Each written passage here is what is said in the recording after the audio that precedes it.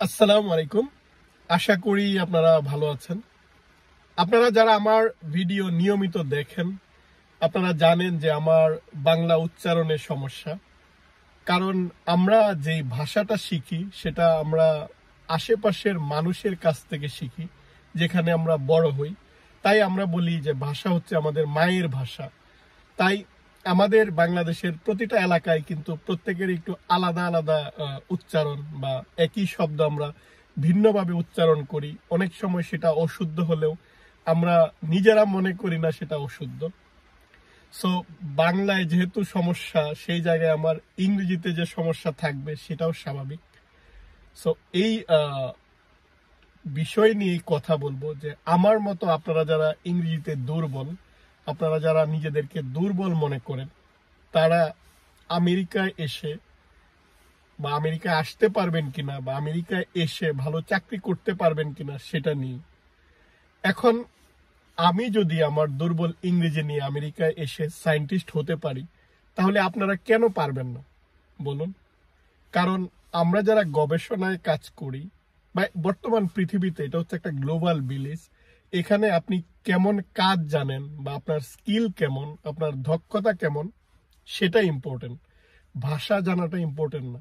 আর America এমন একটা দেশ, পৃথিবীর নানান দেশের নানান ভাষার মানুষ এই জায়গাটায় বাস করে, তাই তারা কাজকে গুরুত্ব দেয়। আমি যখন জাপান কাজ করতে গেলাম, আমাদের আশেপাশের অনেক সহকর্মী ছিল, তারা ইংরেজি জানতো না, তারা জাপানি ভাষা জানতো, কিন্তু তারা কিন্তু আমাদেরকে কাজ শিখিয়েছে, কিভাবে গবেষণা করতে হয় শিখিয়েছে। জাপানি অনেক প্রফেসর রয়েছেন যারা নোবেল পুরস্কার পেয়েছেন, কিন্তু তারা কিন্তু ইংরেজিতে যে খুব ভালো তা কিন্তু নয়। তাহলে তারা কিভাবে নোবেল পুরস্কার পেলেন? কারণ তারা ওই গবেষণা বা রিসার্চ যেটা, সেটা ওনারা ভালো বোঝেন। এখন কিভাবে ওনারা গবেষণাপত্র পাবলিশ করেন? আমরা যখন গবেষণাপত্র পাবলিশ করি, এর একটা এডিটিং সার্ভিস রয়েছে, বা ইংরেজিটা ঠিক কিনা সেটা দেখার জন্য আলাদা ডিপার্টমেন্ট রয়েছে। সো সেটা নিয়ে আপনাকে ভাবতে হবে না, তারাই ঠিক করে দেবে। আর বর্তমান যুগে আপনি যখনই লিখতে যাবেন, অনেক সফটওয়্যার রয়েছে, আপনার গ্রামাটিক্যাল কোনো এরর আছে কিনা বা ভাষাগতভাবে এটা ঠিক কিনা ওরাই ঠিক করে দিবে। সো আপনাকে এইগুলা নিয়ে ভাবতে হবে না, আপনি শুধু আপনার কাজটা নিয়ে ভাববেন। তাই আপনারা যারা মনে করেন ইংরেজিতে দুর্বল, আপনাদেরকে আশেপাশের মানুষ যারা বুঝিয়ে দেয় যে তোমার দ্বারা কিছু হবে না, আপনারা নিজের উপর আস্থা রাখবেন। কারণ মানুষের কাজই হচ্ছে আপনাকে সব সময় ছোট করে দেখানো বা আপনার দুর্বল জায়গায় আঘাত করা, যে তোমার দ্বারা হবে না, তুমি কিভাবে যাবো এরকম ইংলিশ স্পিকিং কান্ট্রিতে, কিভাবে চাকরি করবা। কিন্তু ব্যাপারটা এরকম নয়।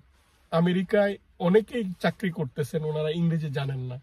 এখানে অনেক মেক্সিকান লোকজন রয়েছে, তারা একটু ইংরেজি বলতে পারেন না, কিন্তু তারা কিন্তু দিব্যি এখানে কাজ করে যাচ্ছেন। আপনি যখন আমেরিকায় কোনো হাসপাতালে যাবেন, আপনি যদি ইংরেজি না বুঝেন, ওরা আপনার ভাষায় সে কথা বলবে, এরকম সার্ভিস এখানে আছে।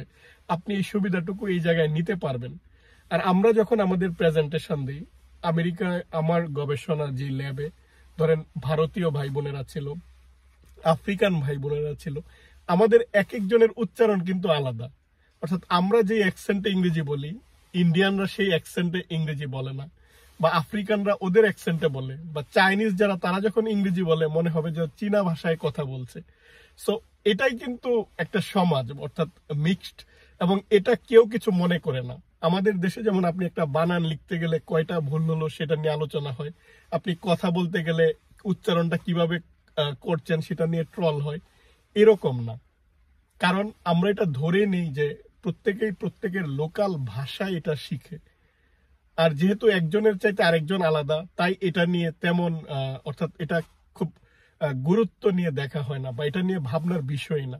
আপনি যখন প্রেজেন্টেশন দিবেন, সবাই প্রেজেন্টেশন স্লাইডের দিকে মনোযোগ দেয়, সেই জায়গাটাই কিন্তু খুব সুন্দর করেই বোঝা যায় যে আপনি কি বোঝাতে চাচ্ছেন। অর্থাৎ আপনার ইন্টেনশন বা আপনার কাজটা গুরুত্বপূর্ণ।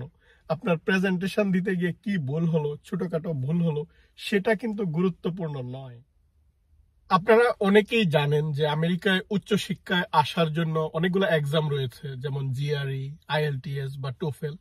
এই পরীক্ষাগুলো দিতে হয়, কিন্তু অনেক সময় এই পরীক্ষা থেকে ওরা আপনাকে ওয়েবার দিয়ে দেয়, অর্থাৎ আপনার জিআরই লাগবে না। যখন দেখে যে আপনার রিসার্চ বা গবেষণার স্কিল ভালো, তখন তারা আর ওই জিনিসটাকে গুরুত্ব দেয় না। বা আপনারা যারা নিজেদেরকে ইংরেজিতে দুর্বল মনে করেন, আমি অনেক ভিডিওতে বলেছি যে আপনারা এমন কান্ট্রিতে গিয়ে একটা মাস্টার্স করে নেন যেখানে ইংরেজির এই পরীক্ষাগুলোর প্রয়োজন হয় না। আপনি যখন ভালো একটা গবেষণা করে ফেলবেন তখন খুব সহজে পিএইচডি করার জন্য বা পিএইচডি যদি থাকে পোস্ট ডক্টরাল গবেষণা করার জন্য আপনি আমেরিকায় আসতে পারবেন, যেখানে আপনার ওই পরীক্ষাগুলা দেওয়ার কোনো প্রয়োজন নেই। সো ইংরেজিতে দুর্বল থাকা সত্ত্বেও কিন্তু অনেকগুলা উপায় রয়েছে, সেই উপায়গুলা আপনাকে বের করে এই জায়গাটায় আসতে হবে। কারণ এখানে যখন আপনি আসবেন আপনি কি কাজ জানেন সেটা নিয়েই কিন্তু ওরা চিন্তা করবে। আপনারা অনেকেই আমার ভিডিওর নিচে এসে অনেক মন্তব্য করেন বা অনেকেই আমাকে বলেন যে বিদ্যাসাগরের যে বর্ণমালার বই সেটা কিনে যেন আমি ভাষা চর্চা করি বা কিভাবে কথা বলতে হয় এই জিনিসগুলো যেন শিখি। অনেকেই অনেক রকমের মন্তব্য, কিন্তু আমি কোনো উত্তর দেই না। এর কারণটা হচ্ছে এখন আমার যে বয়স, সেই বয়সে আবার নতুন ভাবে এই জিনিসগুলা শিখার ধৈর্য বা ইচ্ছা সেটাও নাই। আর যদি শিখতে হয় কিভাবে এখন কোরআন ভালো করে শেখা যায়, কিভাবে ভালোভাবে কোরআন পড়া যায়, কিভাবে শুদ্ধভাবে নামাজ পড়া যায়, সেই দিকেই মনোযোগী হওয়া উচিত। তাই আপনাদের উপদেশগুলোর জন্য ধন্যবাদ, কিন্তু আসলে ওই দিকে ইমপ্রুভ করার আমার সুযোগ নেই। আপনারা যারা আমাকে ভালোবাসেন, আমি যেই কথাগুলা বলি বা যেভাবেই বলি সেটাই এখন অ্যাকসেপ্ট করতে হবে। কারণ আপনি এখন ভিডিওগুলো দেখবেন কি দেখবেন না সেটা আপনার একান্ত স্বাধীনতা।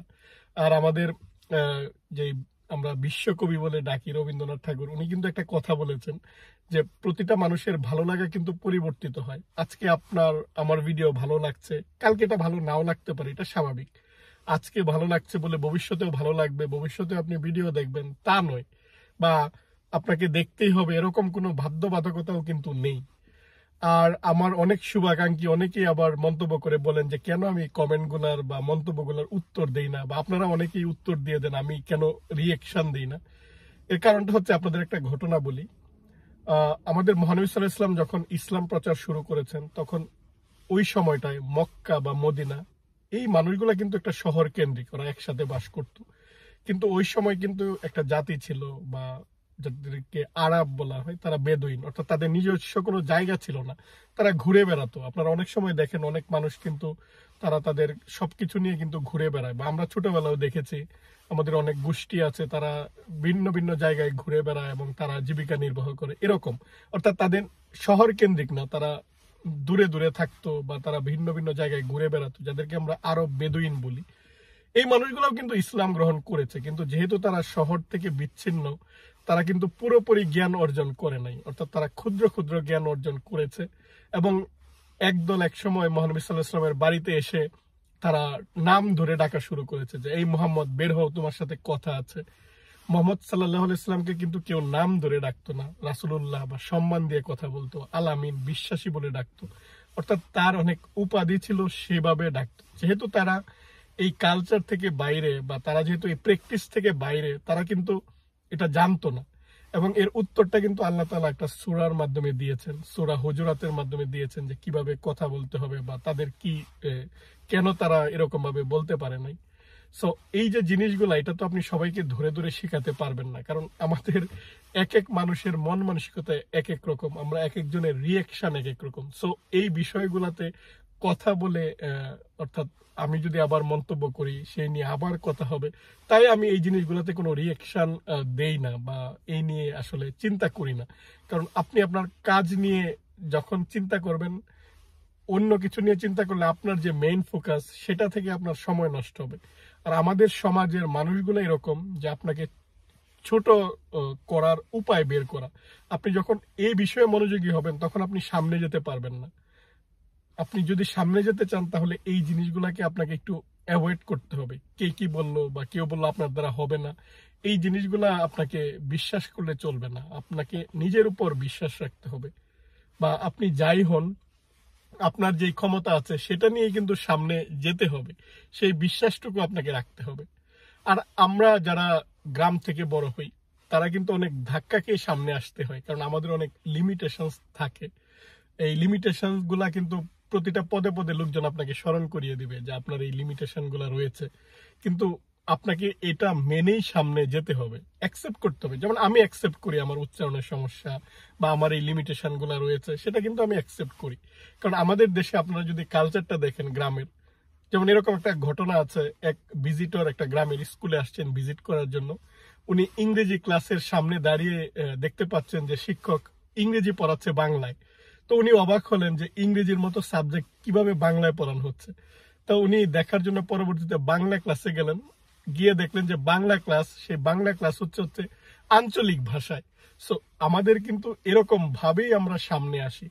কারণ আমাদের যাদের সেই ভালো স্কুল বা ভালো টিচার, ভালো প্রাইভেট টিউশনের ক্ষমতা নেই, তাদেরকে কিন্তু এই লিমিটেশন অনুযায়ী সামনে যেতে হয়। আর আমি এই ভিডিওতে আপনাদের সাথে কথা বলেছি যে আপনার যদি এরকম লিমিটেশন থাকে, সেই লিমিটেশন নিয়েও আপনি সামনে যেতে পারবেন। এটা কোনো মানে আপনার সামনে যাবার পথে কোনো বাধা না।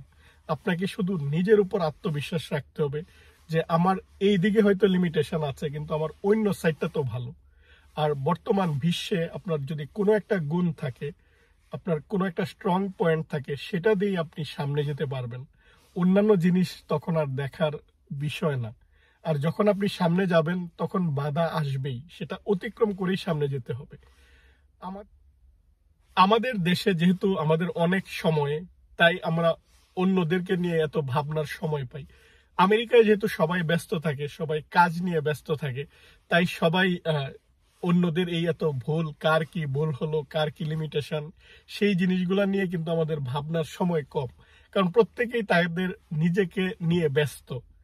আর আপনারা এখানে যারা ইমিগ্রেন্ট হয়ে আসেন বা যারা এই যে ফ্যামিলি ইমিগ্রেন্ট আপনারা আসবেন, আপনাদের কিছু ছোট ছোট স্কিল, সেটা আপনি যদি ডেভেলপ করেন তাহলে এখানে কাজ পেতে পারবেন। কারণ এখানে কোনো কাজকেই ছোট করে দেখা হয় না। আর আমাদের দেশে যেমন আমি বড় তুমি ছোট, বা এই ছোট বড় এই জিনিসগুলা, এটা আমাদেরকে কিন্তু যখনই আমরা বাইরে আসি তখন এই জিনিসগুলা আমাদের পিছনে ফেলেই কিন্তু সামনে আসতে হয়। কারণ আপনি যখন এরকম একটা বড় দেশে আসবেন, আপনি দেশের যত বড় মানুষই হন না কেন, আপনার যত বড় ডিগ্রি আপনার থাকুক না কেন, এই জায়গাটায় যখন আপনি আসবেন, আসার পর দেখবেন যে আপনার এই ডিগ্রি বা আপনার এই যোগ্যতা বা আপনার এই সম্পদ এখানে কিছুই না।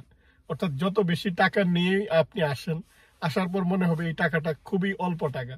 আপনি যত বড় ডিগ্রি নিয়ে আসেন, মনে হবে যে আপনার আরো ডিগ্রি নিতে হবে, এই ডিগ্রি আপনার ভালো চাকরি পাওয়ার ক্ষেত্রে কিছুই না। অর্থাৎ আমাদের যারা আমরা নিজেকে অনেক বড় মনে করি, তারা এই বিশাল দেশে আসার পর আমাদের পজিশনটা হয় খুবই ছোট। তারপর আমাদেরকে একটা সংগ্রাম করে একটা জায়গায় যেতে হয়। তো আপনি যখন সংগ্রাম করে একটা জায়গায় যাবেন, একটা পজিশনে যাবেন, তখন আপনার যে সংগ্রাম বা আপনার যে স্ট্রাগল, সেটা তো অন্যরা রিয়েলাইজ করবে না, বা অন্যরা না বুঝে অনেক কথা বলবে। সেটা আপনি নিজেই রিয়েলাইজ করতে পারবেন। কারণ আমরা যত বেশি পড়ালেখা করি, যত বেশি গবেষণা করি, আমরা তত বেশি বুঝতে পারি যে আমরা অনেক কিছু জানি না। আপনি যখন অল্প একটু পড়ালেখা করবেন, আপনার কাছে মনে হবে অনেক বেশি আপনি জানেন। কিন্তু আপনি যখন গভীরে যাবেন, যত বেশি গভীরে যাওয়ার চেষ্টা করবেন, তত বেশি আপনি রিয়েলাইজ করতে পারবেন আপনি আসলে কিছুই জানেন না, বা অনেক কিছুই আপনার জানা হয়নি। তাই যত বেশি যোগ্যতা অর্জন করেন, অ্যাকচুয়ালি কোনো যোগ্যতাই কিন্তু সম্পূর্ণ না।